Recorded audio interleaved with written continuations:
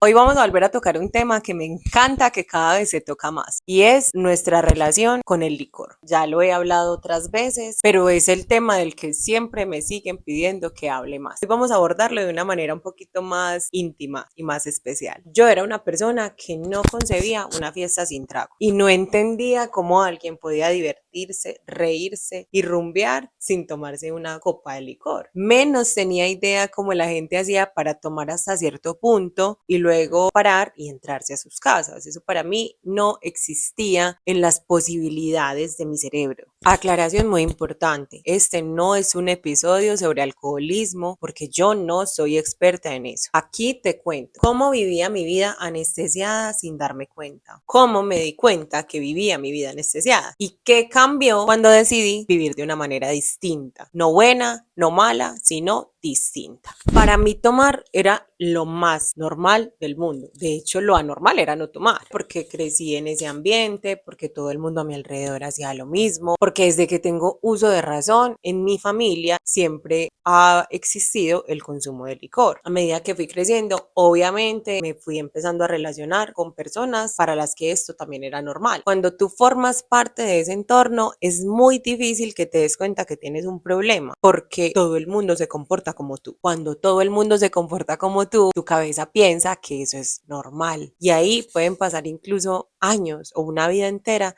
sin que te des cuenta que realmente no es tan normal. Yo comencé a tomar, no sé cuántos años tenía, en la adolescencia. Cuando comencé a trabajar, comencé a sentir independencia como para tomar decisiones sobre mi estilo de vida. Las cosas que a mí me gustaba hacer solamente era la fiesta. No había nada más. Era estar con mis amigos y la fiesta, que puede ser algo súper normal para la edad, posiblemente, pero no tenía que ser tan normal que mis fiestas tuvieran una borrachera cada 8 días. Y así vivía yo. Mi decir, mi pensar y mi sentir era que, pues si yo, y esto simplemente era una frase que yo repetía porque crecí escuchándola, si yo me mataba toda la semana trabajando, ¿por qué no iba a tener derecho de pegarme una o dos fiestas el fin de semana? Entonces yo, ¿para qué trabajaba?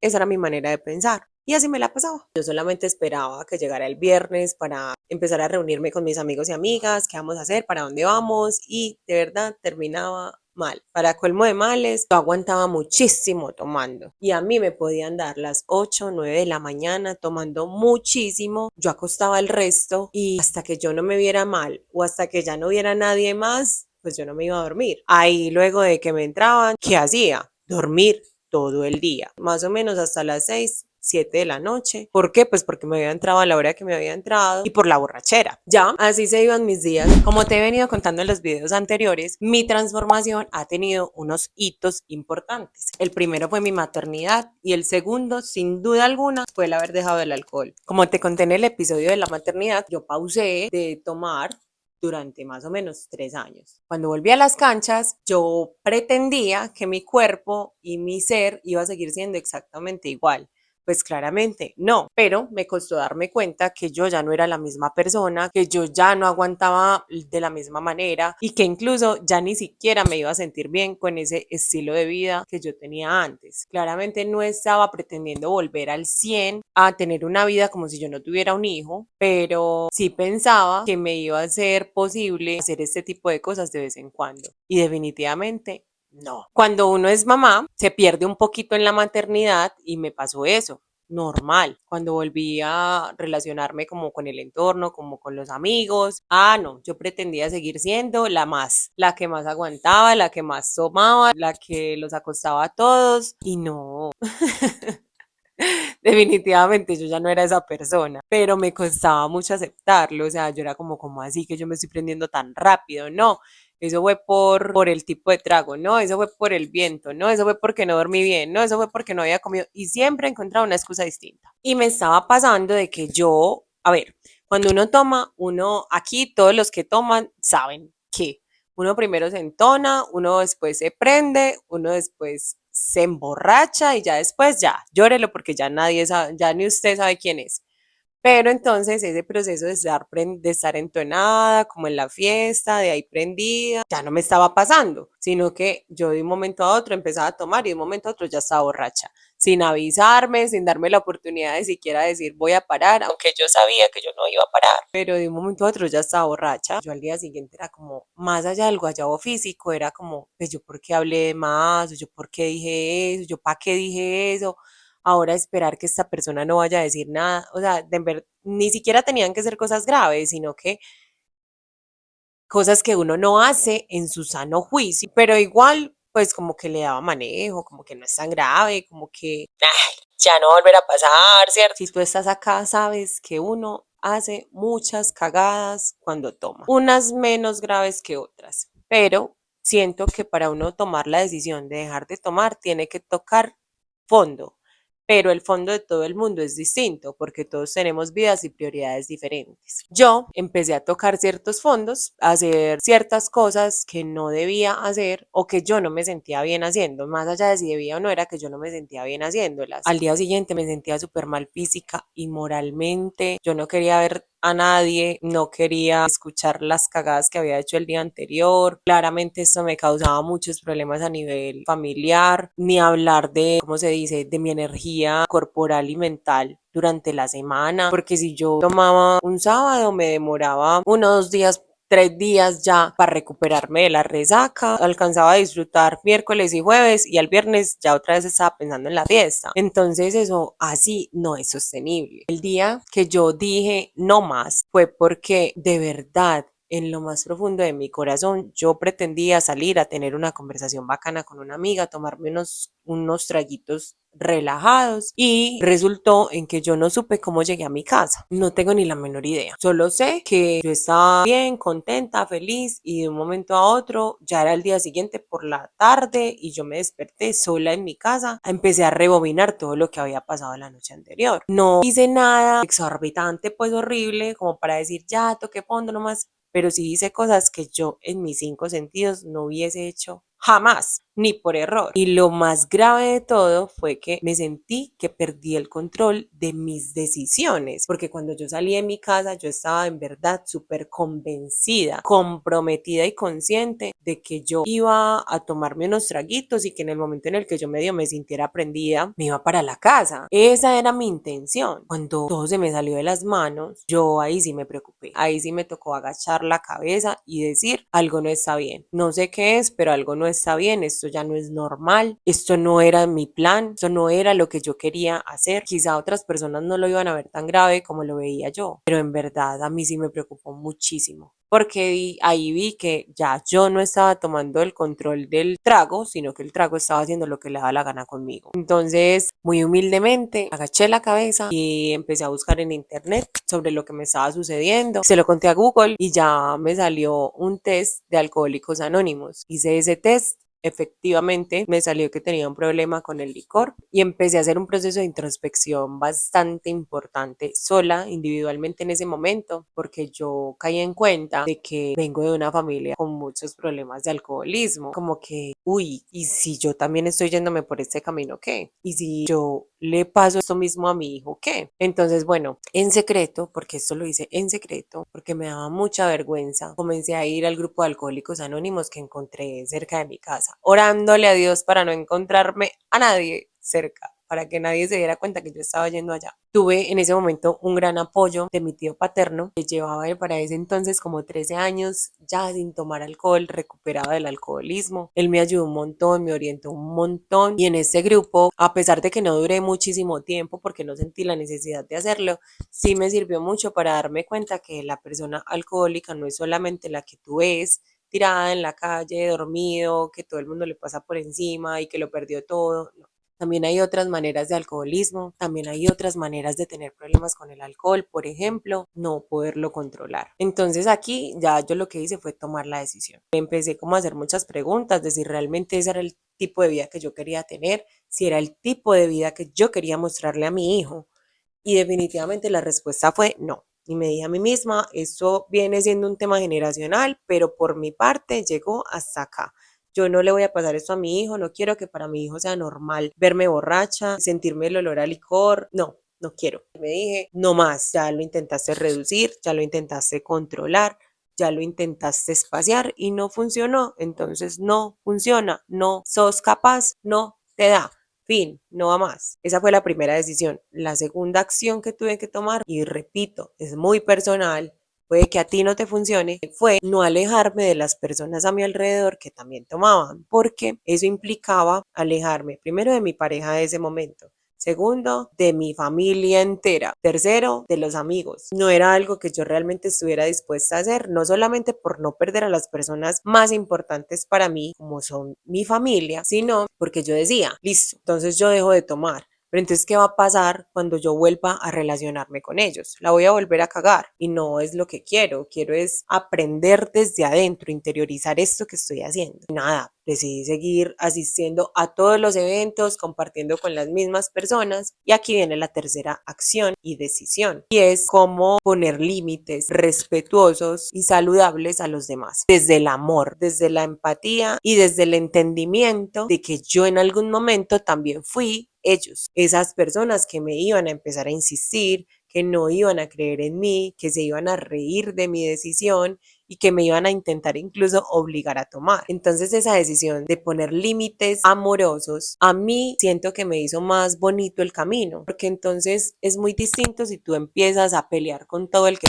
te ofrece, porque, ay, vea, es que no me apoyan, es que no me entienden, es que no, tú también en algún momento fuiste esa persona y tienes que tener la humildad suficiente para entender que también estuviste ahí. Entonces, nada, desde el mismo parche, ay amigos, yo ya no voy a volver a tomar. Obviamente nadie me iba a creer. ¿Por qué me iban a creer si yo lo decía a cada guayabo que tenía? Pero yo también me reía y solamente decía, bueno, vamos a ver si es verdad o no es verdad. Y eso me sirvió mucho. Con el tiempo ellos se fueron dando cuenta de que sí, era verdad y me empezaron a apoyar. Claramente en un principio me intentaron obligar, si no te lo tomaste le echo encima, infinidad de cosas y yo solamente les decía, pues usted verá si me lo echo encima, pero yo no me lo voy a tomar. Y no me enojaba con nadie, simplemente entendía la frustración de ellos, pero seguía firme en mi decisión. Otra cosa que hice fue cambiar la bebida. Me di cuenta que necesitaba tener algo en la mano para conversar con los demás, en una fiesta, en lo que fuera. ¿Qué hice? Cambié la copa de licor por otra cosa, por una soda michelada principalmente. Y ya, con eso me iba a mis fiestas. A mí personalmente me encanta demasiado la música, entonces en cualquier fiesta que haya la música que a mí me guste, que haya gente para conversar bacano y reírse, ahí estoy. Pero pues para todo el mundo no funciona de la misma manera. Hay otras personas a las que en una fiesta les llama la comida o les llama la gente o no les llama nada y en verdad no vayan. No vayan, no se queden en lugares en los que no quieren estar, porque cuando uno toma, uno sí hace eso, uno se es muy infiel a sus gustos y a sus deseos y se queda con gente en lugares y escuchando música que no le gusta. Otra acción importante es que yo dejé de consumir cualquier tipo de bebida que pudiera tener el más mínimo grado de alcohol. ¿Por qué? Porque yo, como les digo, necesitaba interiorizar esto, necesitaba alejarme de todo. Ya venía probando reducir, cambiar de licor, tomar solamente cerveza, muchas cosas que al final no me funcionaron, pero porque mi mente seguía configurada para buscar la borrachera. Entonces yo me alejé de todo, de la cerveza, que esa sí me gustaba y me gusta, por eso estoy haciendo esta aclaración, porque yo hoy en día tomo cerveza. A partir de eso yo me di cuenta que a mí realmente el licor no me gusta, porque a mí nunca me dieron ganas como que, ay, qué rico un aguardiente, qué rico un whisky, qué rico, no, de hecho hasta sentía el olor y me daba un fastidio, pero sí extrañaba el sabor de la cerveza, porque a mí el sabor de la cerveza sí me gustaba, pero sin embargo lo dejé de hacer durante 2 años. A los 2 años viajé a la costa, estaba en Santa Marta, en el calorcito de la playa y dije, me voy a tomar una cerveza, pero honestamente me daba pánico, o sea, me daba terror que de pronto mi cuerpo me jugara una mala pasada y yo volviera a terminar tomando. Lo pensé demasiado, demasiado. Fue una decisión muy a conciencia, pero igual tenía mucho miedo. Entonces, ¿qué hice? Me permití sentir ese miedo que me producía tomarme la cerveza, pero era porque yo quería tomarme esa cerveza, no porque los amigos me estuvieran insistiendo que me tomara un trago o porque aquí me dijeron tomate este aguardiente, que era como si lo hacía antes, no. Aquí yo decía, me quiero tomar esta cerveza, me la quiero disfrutar y ya, y no tiene que pasar de ahí. Entonces me permití sentir ese temor tan grande y ya, la disfruté, me tomé otra más y ya, mi viaje siguió normal, no tomé ningún otro trago de los que todos los que estaban conmigo estaban tomando. Entonces ahí dije como, ve, sí puedo hacerlo, sin embargo no es algo que quiera estar repitiendo. ya, como cuando me dé el antojito. Y a hoy, normalmente, si salgo o algo así, puedo tomarme 1 o 2 cervezas. Principalmente voy a preguntar si hay cerveza cero, porque es que me gusta es el sabor de la cerveza, no el sabor de los grados de alcohol que tenga. Si no hay cero, pues me compraré una light. Si no hay light, bueno, una clarita. Me tomo 1, 2, 3 cervezas en toda una noche, siendo mucho, y ya. Luego reemplazo con otra cosa, con un suerito, con un Gatorade, con un energizante, agüita, soda michelada. Realmente hay muchas cosas, hay cócteles sin alcohol, hay muchas cosas para uno tomar diferente al licor. Entonces eso es lo que hago hoy en día. ¿Por qué tengo que hacer esta aclaración tan importante? Porque conozco personas que llevan 17 años sin tomar licor y una sola cerveza fue la puerta abierta para volver a entrar en ese mundo. Entonces vuelvo y digo, no quiero que lo tomes como ejemplo, no quiero que lo tomes para decir, ah, sí, es que esa es la forma de hacerlo. No, porque mi vida es muy diferente a la tuya.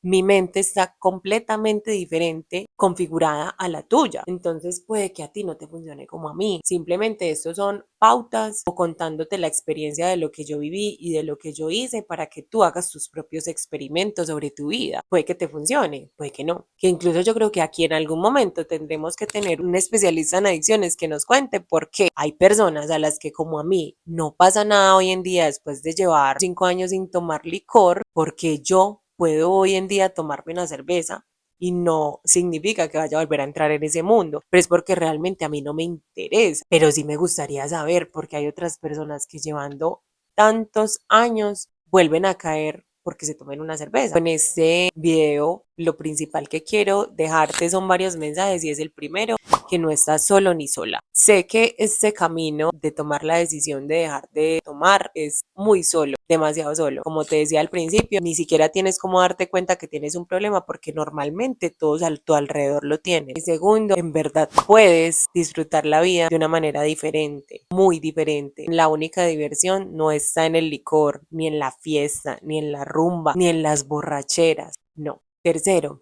puedes disfrutar tu propia vida sin tener que huir de ella a través de una sustancia que te adormezca, porque eso es lo que hace el licor, adormecerte, anestesiarte y hacerte olvidar de situaciones que tenga tu vida como la tiene la de todo el mundo. Otro mensaje que quiero que te lleves es que te fijes a tu alrededor si con tus hábitos con el licor estás lastimando personas que amas. Si te estás primero haciendo daño a ti, a tu cuerpo, a tu mente, si tienes hijos, pareja, padres o una familia que sin darte cuenta la estés afectando silenciosamente o a veces ya ni siquiera silenciosamente, que te lo pidan, que te dicen deja de tomar, no lo hagas hoy, no lo hagas más, contrólate.